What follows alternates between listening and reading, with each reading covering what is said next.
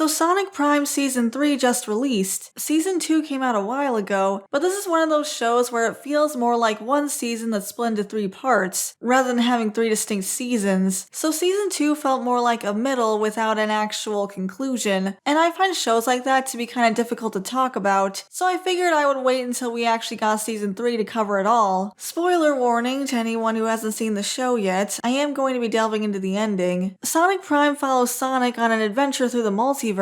After a mishap during a confrontation with Eggman, Sonic finds himself in different versions of his own world, which come to be known as Shatter Spaces, which contain alternate versions of his friends, with the exception of Shadow, who ended up getting displaced in the Shatter Space, and he is very unhappy about it, never missing an opportunity to blame Sonic for all of this, which it is his fault technically, but still, you don't have to rub it in. I do like how he was portrayed here though. Oftentimes, Shadow has a tendency of being flanderized, to where he's basically just a jerk. To be fair, most of the Sonic cast gets flanderized, but this show didn't have that problem. And unfortunately, we don't get a lot with the main cast because of the whole Shatterverse shenanigans, but it seemed like the people behind this show really understood these characters, and we saw that with Shadow. While he can be cold and distant, he is still a well-rounded character who does genuinely care about the people around him, even if he doesn't want to admit it. His rivalry and banter with Sonic was really charming. I wish we could have gotten more of the main cast, but the multiverse versions we did get had a lot of personality and charm, and I liked how they were all distinct from each other. So pretty great character writing overall. I was a little confused as to whether these worlds existed previously or if they were created from the original event that took place in the first episode. There were no alternate Sonics or Shadows, so I'm assuming they were created, but also only one world had alternate Eggmans, so I'm not exactly sure. But I am glad they got to stick around after the Shatterverse was restored, and they worked together to get Sonic and Shadow back to their universe. Although I feel like things might be a little awkward now, considering everything that went down, but I'll elaborate on that. One of the major issues I had with this series was the pacing. For example, the majority of Season 3 was an extended fight scene across episodes. It kind of reminded me of Yu-Gi-Oh! Or Dragon Ball, while they'll have entire episode arcs following one duel or one fight scene, and it feels kind of drawn out and maybe a little unnecessary. Then there was Season 2 not feeling like it was complete, so it felt like a lot of it dragged, but then the ending was pretty rushed. Basically, when the prism broke, Sonic absorbed a lot of its energy, so in order to fix everything, Sonic needs to give that energy back to the crystal, which almost kills him, since he slowly fades out of reality. But multiple people want to use that energy to recreate the world in their image, so he spends most of the series fighting to keep that from happening. These include alternate versions of Dr. Eggman, and then an alternate version of Tails called Nine, who was bullied relentlessly in his universe, but since there's no alternate version of Sonic, he was left alone. This caused him to have no friends and grow bitter and resentful, to the point where he ends up becoming another bad guy. I thought Nine was pretty unreasonable, admittedly. He basically wants to create a world just for himself and populate it with robots, and he's willing to let everything else die in the process. And he keeps guilting Sonic and calling him selfish because he wants to bring back the original Green Hill Zone. Nine taunts Sonic by saying that he's not really doing this because he wants to be a hero and help people, but because he feels guilty about breaking everything to begin with. And the thing is, Sonic is aware that he messed up, and he's actively trying to fix that. Meanwhile, Nine couldn't care less if everybody else dies, as long as he gets what he wants. So maybe he shouldn't be throwing stones if he lives in a glass house. I mean, who is he to judge? Sonic kept believing in Nine, but all Nine really did was bully him, and it just didn't really feel fair. He doesn't relent until his back is against the wall. Then Sonic apologizes to him, saying that he didn't understand what he was trying to do, but I'm a little confused by that because it seems like he wanted to just let everybody else die so he can live alone with a bunch of robots. He did offer to invite Sonic to live with him, but that's not really a good thing. I kinda wish they had just let Eggman be the main villain. Maybe they could have had multiple versions of Eggman throughout the worlds, on top of the 5 that we got from New York City. Nine just kinda came off as hypocritical because he hates bullies a lot, but then he goes out of his way to bully others, including killing people. He targets the other Tails, saying that there can only be one, and then genuinely does not care when it looks like they died.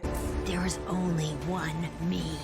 Grim Troopers, go after the foxes! Not to mention the fate of all these other people and their worlds. But we're just supposed to look the other way because he's a messed up kid? And then Sonic makes everyone promise that they'll leave each other alone after this is over, but they literally spent like 5 episodes fighting 9. I think having the Eggmans team up with a jungle and pirate Eggman would have been fine for a final boss. But as it is, 9's redemption was just too rushed, and it wasn't handled the best. Maybe they could have had him be tricked by Eggman or something, instead of him going totally maniacal, just saying. But Green Hill coming back was a great moment, and seeing how excited Sonic was to see all his friends was really cute. And it was great to see them working together and them acknowledging that he had grown, even if it had only been a few seconds for them. Shadow ends up taking the prism away. I guess he's guarding it now, but we don't get any clarification. You'd think Knuckles would be the one guarding the giant crystal. But regardless, the ending was very rushed. Then they're all celebrating on the beach and Sonic is about to tell them the crazy adventure he'd just been on, only for them to be attacked by an unseen force, and that's where it ends. It just felt kind of unsatisfying, and doubly so since apparently there's no season 4 in the works. So it ends with them just getting the band back together, and then it cuts off abruptly. We don't get to see what Shadow did with the prism, or his reaction to Green Hill being back. He was really resentful of Sonic for destroying it, before he finally mellowed out and got with the plan, or how the rest of the Shatterverse is doing, or Sonic really being able to enjoy Green Hill after missing it for so long. I really liked this series, but the ending was a little disappointing. I would definitely love to see more of Sonic Prime. I really enjoyed this universe and how the characters were characterized. It felt like a return to form in many ways, while also being a fresh and new take on the characters and lore, and that was really fun. The show also seems fairly popular. It was trending on Twitter for days, so hopefully we'll get more out of Sonic Prime soon. I mean, if Masters of the Universe can get a second season, I don't see why Netflix can't give us more of this. But those are my thoughts. What do you guys think? Did you like Sonic Prime? Do you agree that the ending was rushed, or were you satisfied? Let me know in the comments below. I'd love to hear from you. Thanks for watching, everyone. I really appreciate it. Before I go, I want to give a shout out to the members: Tyrant Carnivore, Shiny Orc Boy, General Bolivar, Depth Charge Media, Samru163, Gabby Hime, Verdant Range, JVR, Nixel, Phil C, Taylor Ramirez, Caleb Nelson, Dakari the Professor, Equestron, Norman Sweetcream, Way Beyond Coincidence, Hunter Rose, 80s Nostalgia Guy, Felix Spam, Soundboy00, Lucas Geist, J Draws, Blue Spirit, Bandito Bane, Meowsers, Sky, JinKZ, Philip, Stutania, Isaac Martinez, Garcia XV Legend, Data Dine Executive, Owen Wildish, Kitsune Fiora, and Tobias Weller. Thank you all so much for supporting the channel. If you want to become a member, you can hit the join button next to the subscribe button. We also have Buy Me Coffee if you want to support the channel that way. And if you enjoyed this content, I'd appreciate it if you left a like on the video and subscribe to the channel, and that part's free. Thanks again everyone, and I'll see you in the next video. Bye for now.